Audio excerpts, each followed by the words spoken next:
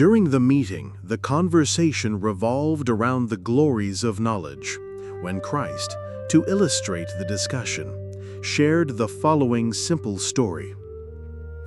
A man who loved truth, upon learning that intellectual refinement leads to divine wisdom, threw himself into the ascent of the mountain of knowledge, dedicating all his strength to that decisive undertaking.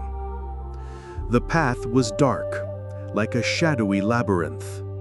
Yet, the determined seeker, ignoring difficulties and dangers, pressed forward, changing his garments to better suit the demands of the journey.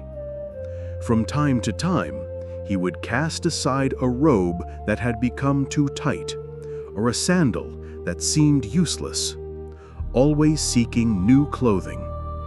Until one day, after many years, he finally reached the longed-for summit, where a representative of God came to meet him. The emissary greeted him, embraced him, and placed upon his brow a dazzling crown of light. However, when the victor of knowledge tried to continue onward toward paradise, the messenger advised him to go back along his own path and observe the trail he had taken.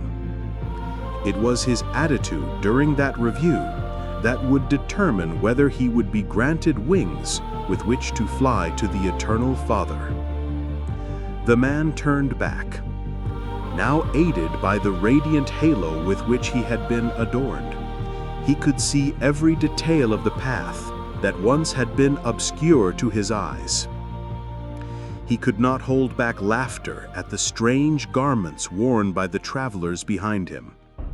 Here, he noticed a tattered robe. There, an absurd sandal. Countless pilgrims leaned on brittle staves, while others wrapped themselves in pitiful cloaks. Yet each one, with childish arrogance, marched as though wearing the finest clothing in the world. The scholar could not bear the impressions that the scene stirred in him.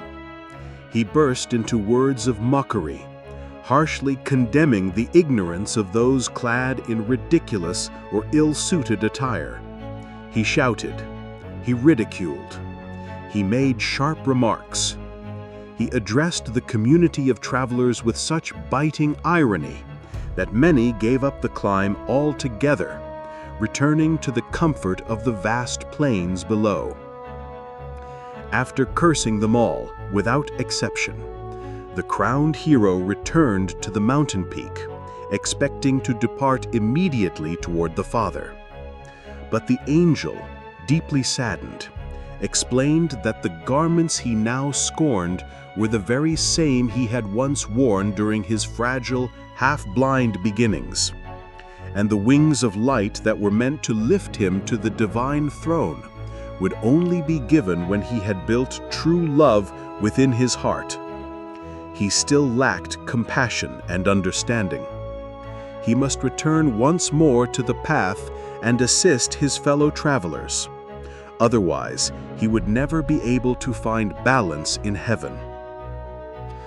Several minutes of inscrutable silence followed. Then the Master, with solemn emphasis in his voice, concluded, "There are many souls on earth who wear the luminous crown of knowledge, yet whose hearts remain asleep in unkindness. They excel in childish sarcasm and unjust criticism, poisoned by misunderstanding, demanding and harsh. They strike down companions who are weaker in understanding or culture, when they should instead be offering a fraternal hand, remembering that they too were once groping and imperfect. Until they choose to help their less enlightened and less fortunate brothers, welcoming them into their own spirit with sincerity and devotion, they will not receive the wings that would allow them to journey toward heaven."